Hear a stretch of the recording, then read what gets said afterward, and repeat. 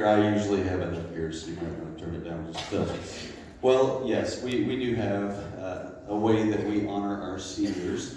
And it goes back to really on Mashburn's days, because he didn't like losing us. I don't know why. Some I could lose, okay, it'd be all right. Yeah. But then you would be mad at me, and then we'd have problems, and Steve would get in trouble. So we have these boards that usually sit in the window of the bus. This year we had a different bus company, so we put them in the window and they fell. So we put them on platforms, and they fell and got knocked off. And so this didn't work as well this year as it has in years past, but we figured it out finally. But so these boards, they both say in and out. And currently, the people on this are in. But this will be the last time that they will flip themselves out. And these are our seniors for this year. But something that the kids have been doing, they've been doing what's called superlatives. And so I have some senior superlatives to go along with them coming and receiving their clothespin. And so we're going to start with our one and done seniors. And I call them that because this was their first year in the All-State Choir. And it was also their last year in the All-State Choir because they came in as a senior. So we're going to start with Colin Pennington. Colin, why don't you stand and come down?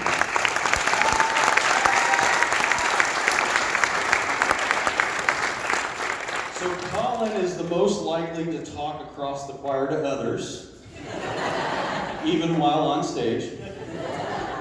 Also the most likely to sleep with a blanket on his head, mainly because he didn't want me taking a picture of him and putting him on the Bus Sleeping 101 album on the Facebook page.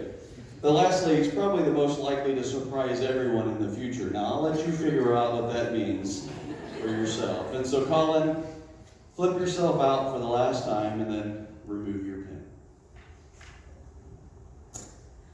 Josh Parks.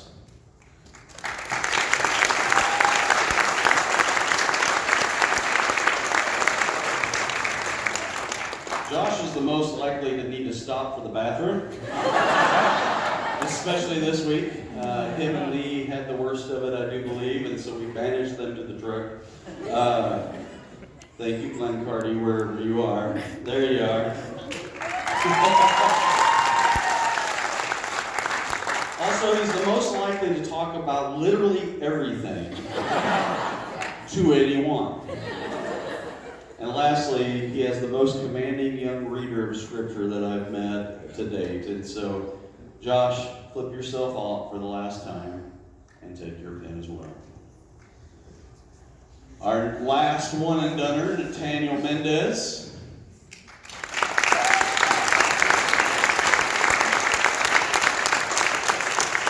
This is a young man who's the most likely to wake up his college roommate way too early every day.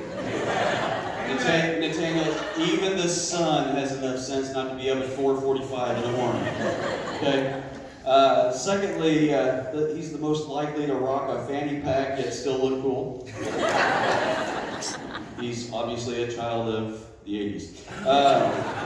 Lastly, while being a one and doneer this year, he proved himself the most likely to be a strong, considerate, and godly leader in the future. Amen. And so flip your pen out and take it with you for the last.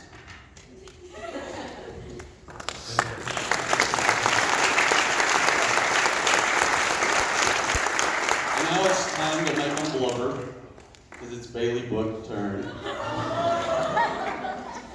Bailey's the most likely to have her father wrapped around her little finger. Hi, Fred. Am I wrong? That's what I thought. She's also the quickest to hush her brother. Shut up, give it. I heard that more than once this week. But lastly, she's probably the most transformed life on tour throughout the years. She went from this shy little girl who said nothing to anyone to a person that sometimes we can't get to stop giggling and laughing, kind of like she is now. And so, Miss Bailey, flip your pen for the last time.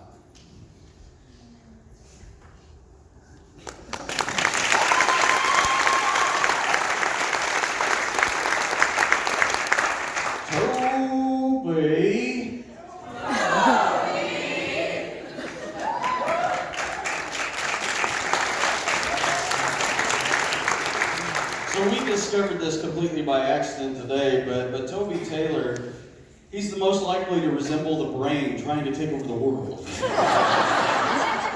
Also, the most likely to become a trench coat wearing Private Eye. If you saw him at SWU, you would understand that. But lastly, the most likely to excel in all areas he applies himself, even if that means taking over the world. And so, Toby, flip your pen for the last time.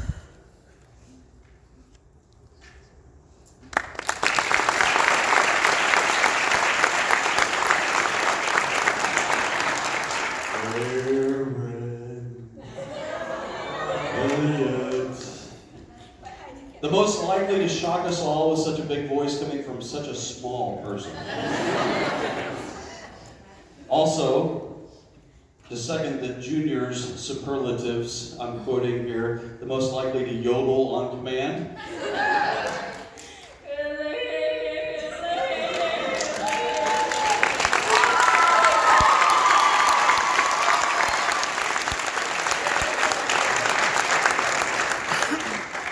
Lastly, she's a most humble spirit in a day and age of pride. And so, flip your pen for the last time. Quit your crying.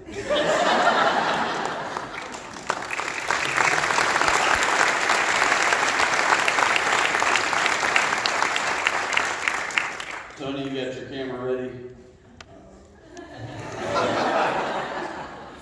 That's a dumb question. Just don't do it. Isabella, come on down.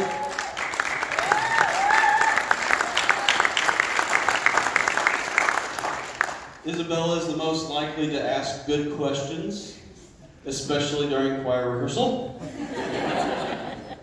Also, the most likely to smile, even in the sad moments, in order to encourage others. Lastly, the most likely to be a great mother and future tour manager. Because if she can keep Poppy in line and keep him on time, she can do anything.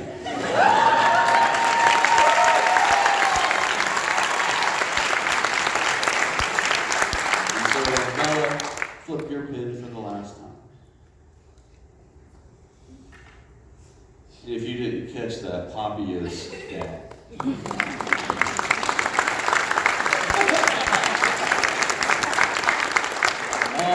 Cora Ann. She's the most likely to come back for 6 more years. She has actually been in our choir for 6 years because for the first 2 years, her mom was our tour nurse, and we were told basically, I'm not coming as tour nurse unless she can go too. So she got an extra 2 years over y'all, so be jealous, okay? But yeah, I could see her coming back year after year after year. Also, she's the most likely to punch her brother. Yeah, that's fair. Yep. If he was a senior, I'd say he's most likely the one that deserved it. But lastly, she's the most likely to leave a huge hole in the loading crew that will need to be filled next year, as she volunteered every single year. Even this year, she said, well, I can't break my streak, so 6 years on the loading crew. But it's been an honor and a pleasure to have her on tour, and she is a leader of leaders. And so, Coran, after 6 years, it's time to flip your pen one last time.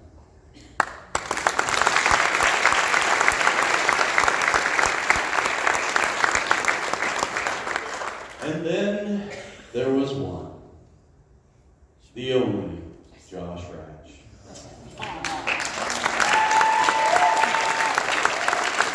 The most likely to be called Tech Noob the Magnificent. That was his first year in SWU, if I remember right, and so he got stuck with me for like 8 hours, 8 periods, because they did this tech track, because I guess he didn't realize he could sing. And so he was Tech Noob that year. And I would also say he's the most likely to turn red when embarrassed, which he's starting to get that shade in hue now. Probably gets that from Mom. I probably could have added, he also never has his eyes open for a picture, so don't even try. But lastly, I would say for Josh, he's the most likely to always be a shoulder to lean on and a servant to depend on. So Josh, this is him.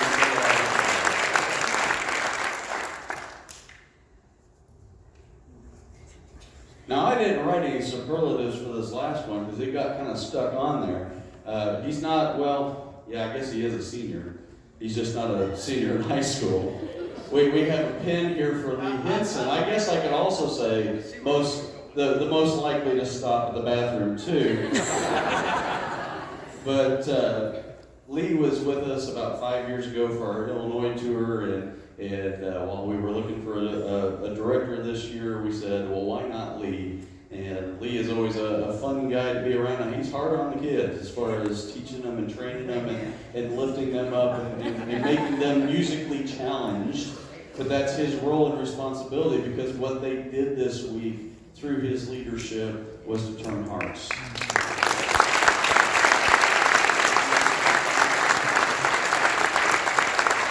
And so Lee, even though this may or may not be your last time, I'll have you flip out the last time for 2019.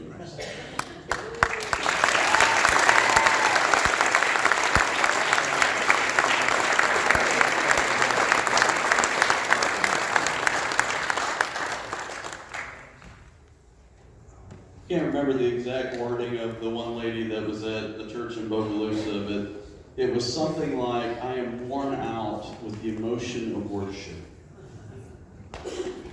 That's the kind of effect that we got to have this week. You know, I had a lot of Facebook people messaging me last week going, are you still going in there? There's a hurricane down there, you know? And I'm like, you know what? I serve a big and mighty God. He can do whatever he wants to do.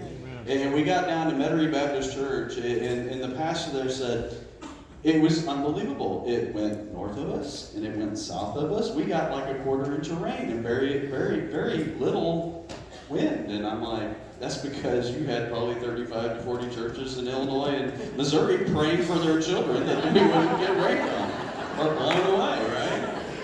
So prayer works, and it's the power of prayer, and it's that power that we seek to elevate every time we go out. I know some of you probably got some frantic phone calls, because I heard it too the next morning. Mom, there's cockroaches in my room. They were that big. Hey, welcome to the deep south, y'all. You know, that's just the way it is. You know, there are things that we go through. We've called this for the last few years a music mission tour. We go on a mission trip. And mission trips, if you've ever been on one, aren't about comfort. They're not about cleanliness. They're not about anything other than sharing the love of Christ with others and proclaiming His name. And sometimes that means we've got to do things we're not used to, like knocking on doors and talking to people that freak us out, right? Falling off of porches. Even maybe getting the Montezumas, which is never fun. But God still used us. He still worked through us, and He will continue to do so with this choir. And that's because of you. For what you've given to these students to be able to bring them up the way you have. Even the hotel last night, it was a surprise to me that we were staying. Wow, that was awesome. Use the guitar. But even for me last night, we stayed in a hotel. The host church put us all up in a hotel, which was incredible because that's a lot of money for them. And we're in this hotel, and I talked to the manager the next morning. She was there all night that night, and she goes, I couldn't even tell they were here. They were so quiet, they were so good. Usually if I got that many kids, I'm freaking out all night long. You know, everywhere we went, even today at Sykeston, the guy that seated us said, every time I get a bus, it's chaos. And these guys just lined right up. It's like, yeah, we have a system. It's called, Hey Allstate! Hey, why don't you lead us in one last song, worship?